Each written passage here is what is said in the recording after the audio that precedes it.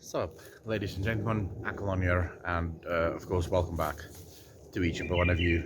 Remember, you can follow me on basically all of my socials. The links are in the description down below. By the time you're watching this, I'm most likely live on Twitch. So, I wanted to make this video without a plane going overhead. This bird, this fucking bird, bro. Can you just give me like 2 seconds? 2 seconds. Like, just give me 10 minutes to make this video, and then you can keep chirping away, you know? Just give me a moment. Anyways, today's a different angle because I had to get out of the sun. It is incredibly sunny. Way too sunny to actually shoot. So yeah, I had to get out of the sun so you guys are getting the back of the house. Okay, so screw it. Let's talk about Bellula's video. By now, most of you should have seen it. If you haven't, I'll have a link for you in the description down below. 9.2, Bring Us Home. I have some disagreements. Overall, I think it's a really good video. Love the video. Absolutely love the ideas in that. Of course, there's going to be disagreements because a lot of those ideas are subjective ideas, right? They exist purely in the mind of Bellular, and most likely his crew. And I'm even sure that people on his crew probably didn't agree with everything that they suggested.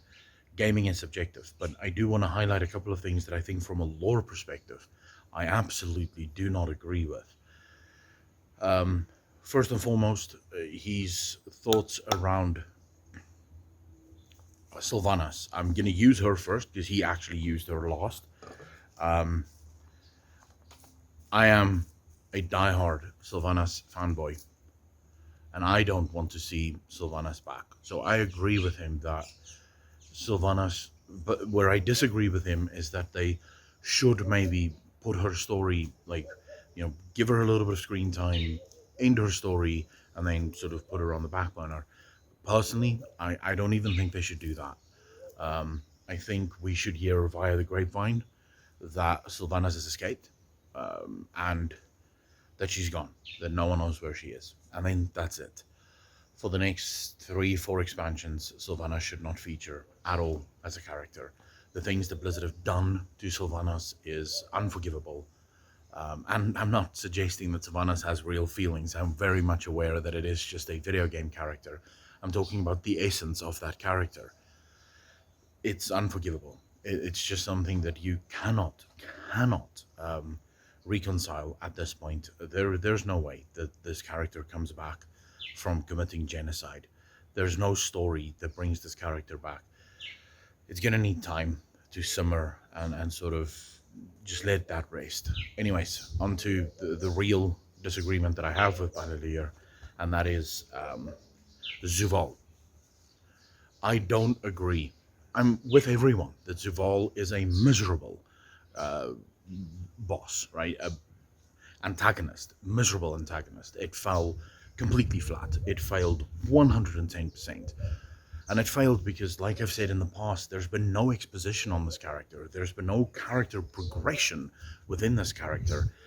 We basically came in on the last act of this character's plan, and we were never given any insight into the first 10 chapters. We arrived in chapter 11, which is literally the chapter in which he does his big bad thing, but no one ever explained chapter 1 to 10. So as a character, he just failed entirely. But that's true for all of the Eternal Ones. They all failed miserably, for exactly the same reason. Zero exposition, zero storyline. It's just not on. But where I disagree with Bellular is that they should bring an end to Zuvul's storyline within this expansion. Blizzard have wasted my time for the last year and a half with this character. If they kill him at the end of this expansion, that's 2 years of my life I'm never getting back, right? I'm never getting it back. It's now gone. You've wasted it, and you did nothing with it. Instead, what I believe should happen is Zuvul escaped to Zereth Mortis, right? The Primus claims that he can take us there, but for some reason he can't. For some reason, it just doesn't work. Zuval has blocked whatever magic would have enabled the Primus to get to Zereth Mortis. So the Primus tells us that he's going to try and figure it out, but that this could take a very long time. The realms of Zereth Mortis cannot be reached by any sort of manual means, so you can't just fly there. You need those portals. So the Primus has to figure out, what to do. And most likely those portals will only open up when Zuval makes a mistake. We then go back to Azeroth, and yes, we do deal with the invasion of Azeroth by Zuval's forces. But this time, these forces are led, I'm 100% in agreement with him, by the Nathrezim, and you have Denathrius as because Denathrius is free now. So you have Denathrius as the antagonist that drives the final foot of that story. And as it turns out, Denathrius was always on the side of Zuval, but not for the same reasons. Denathrius didn't want to dominate the universe. Denathrius wanted something very specific that was on Azeroth, and more specifically in Icecrown Citadel. Right? There's something inside Icecrown Citadel that is very much required by Denathrius. So Denathrius reroutes all of this anima. All of that I'm on board with. But the reason I can't get behind the idea that Zuval gets killed is Blizzard is in desperate need of a new big bad, right? And one of the reasons the Titans and Sargeras have always been so successful as big bads, or rather just as big characters within the story, because here's the thing, people now say they hate the cosmic stuff. No one hated the Titan stuff. No one hates the Sargeras stuff, and that is very much cosmic level stuff. But the reason no one ever hated those things is we had more than a decade with these characters very much being silent protagonists and antagonists. They were behind the scenes. We would find out about them via, right? So we got a hell of a lot of exposition on these characters before we finally got to see them for a brief moment at the end of Legion, which of course is another big mistake that they made. The doggos are going nuts.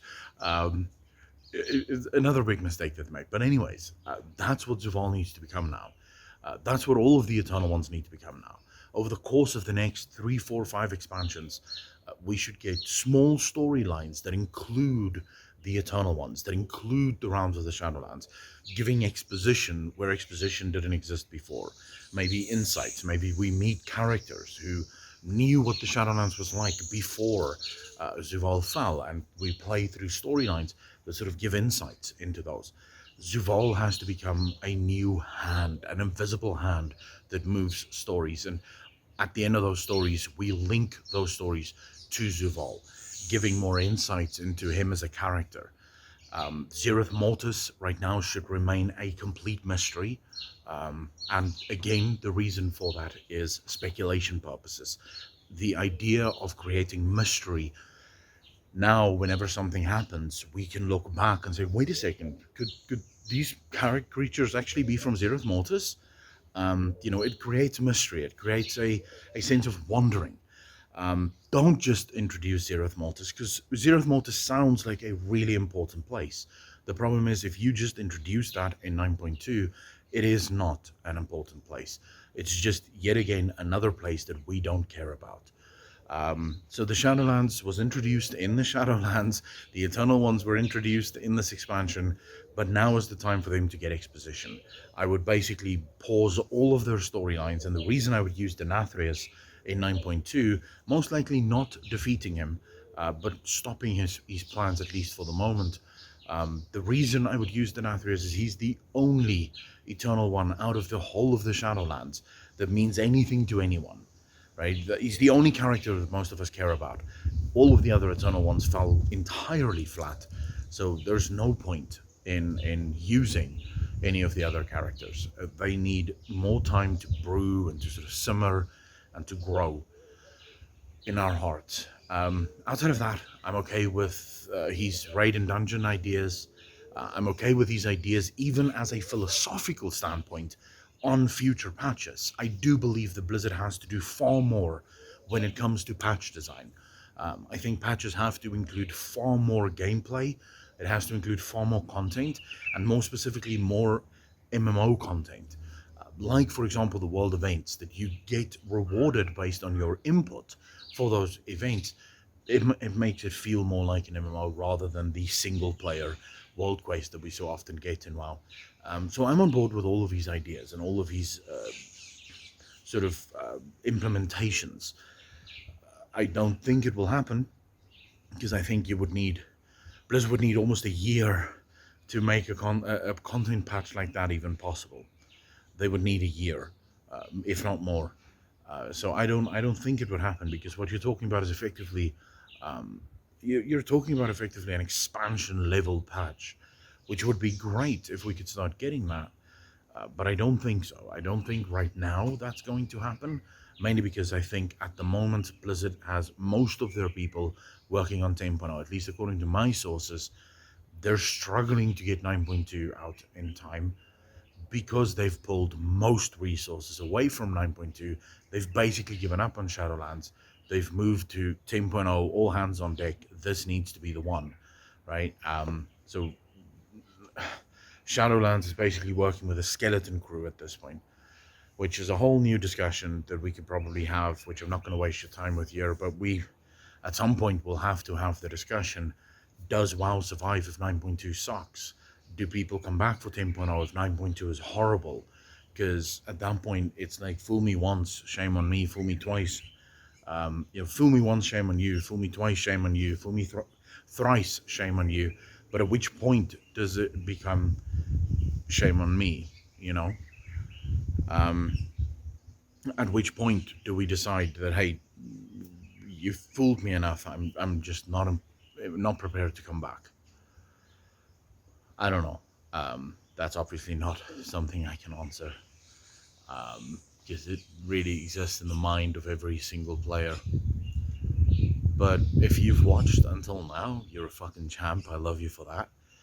Please let me know in the comment section down below if you still play World of Warcraft. And if you don't play World of Warcraft, what do you play now? I'd love to read your comments in the comment section down below. And then, of course, to each and one of you, thank you so much for watching. You guys mean the world to me. To all of the patrons, Twitch subs, and YouTube channel members, thank you so much for your monthly support. It does mean the world to me. Without you, this channel wouldn't be where it is. So thank you from the bottom of my heart. As always, ladies and gentlemen, take care of yourselves. Be kind to each other. Be good to each other. And I will see all of you in the next one. Peace.